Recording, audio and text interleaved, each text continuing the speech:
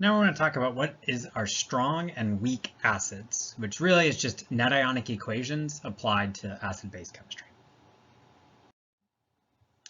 So we know that all acids dissolve in water. So all acids, if you put them, they will dissolve in water and they'll go AQ. So you could imagine you have aqueous HCl, hydrochloric acid, and aqueous carbonic acid, H2CO3. So perfect. They both would dissolve in water. And we know that they both will produce H+. But the question is how much H+?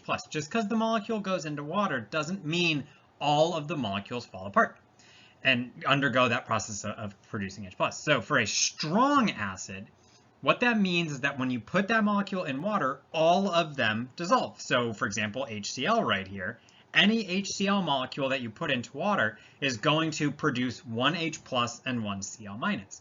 But for H2CO3, it's not going to be even close to that. A small fraction, like say less than 1% of molecules produce an H+. Because these H+ are so reactive, that's enough to turn it into an acidic solution to do some chemistry. But importantly, they're mostly staying solid as these H2CO3. They mostly stay together. You produce a couple of the H+, which is way more than enough to drive a lot of chemistry. But for our strong acids, those are the ones that completely fall apart. For strong acids, we have 6 of them.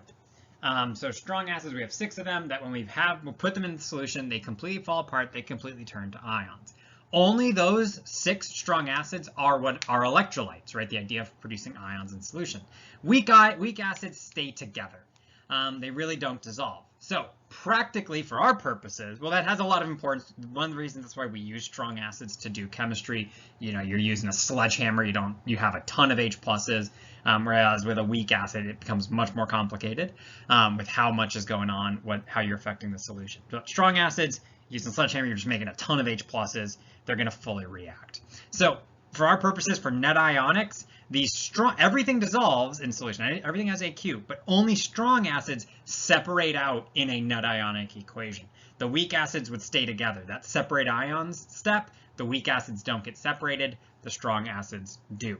And distinguishing weak acids and strong acids, you look up this list. These 6 acids are strong, any other acid is weak. There's a lot of weak acids, not a ton of strong acids. For an example, write the net ionic equation for the aqueous reaction between HNO3 and CaOH2.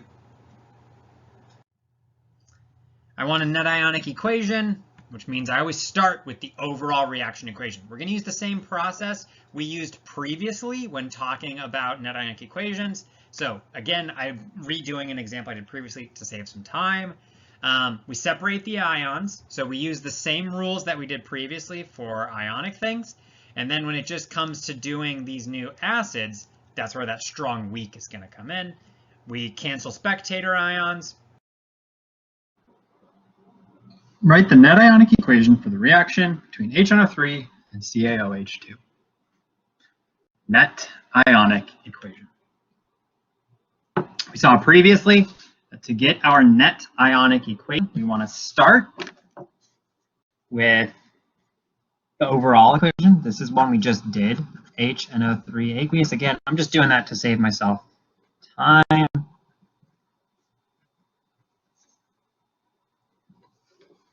But you could always do this if you were faced with coming up with a net ionic equation.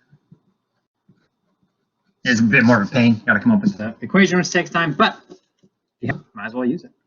So 2HNO3 plus the CaOH2 becomes CaNO3, 2 plus the 2H2O, which draws the liquid.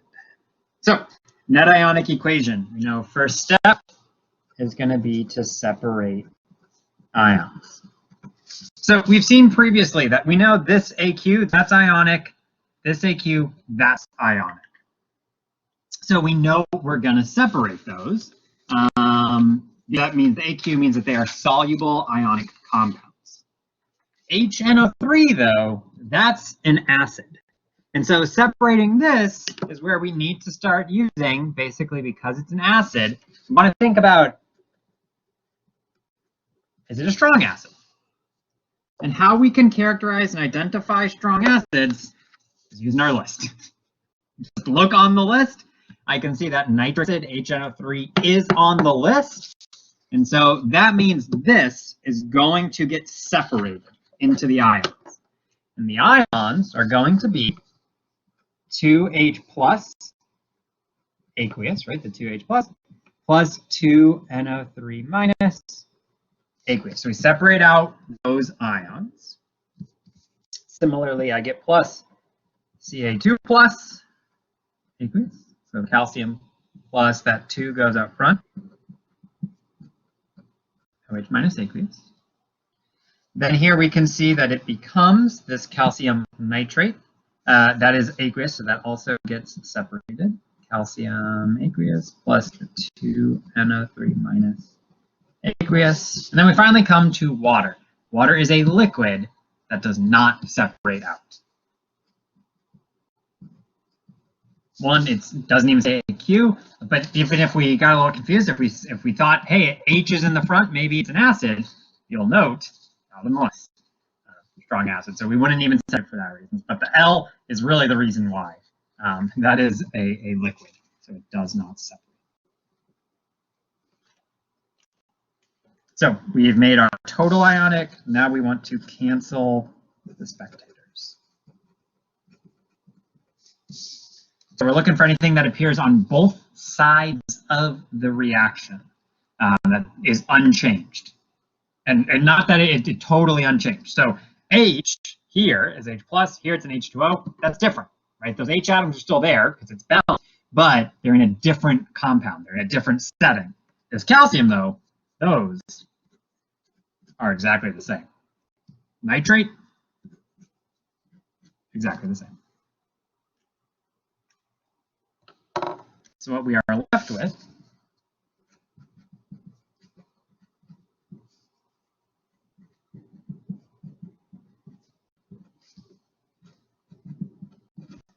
is the H plus with the OH minus to make water.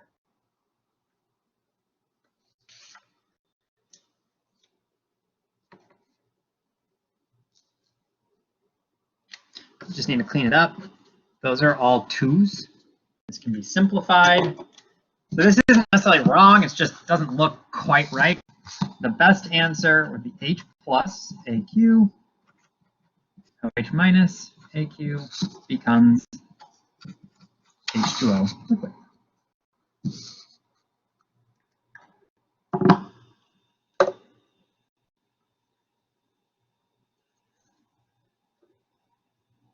We can notice that what's really going on, our net ionics, we said previously, focus on what's changing. So what's really changing is an H plus reacts with an OH minus to make water.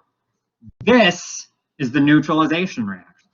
Neutralization is the acid, which we identify as containing an H, and a base, which we identify as containing an OH. So those parts of these molecules are what are really reacting and are really changing.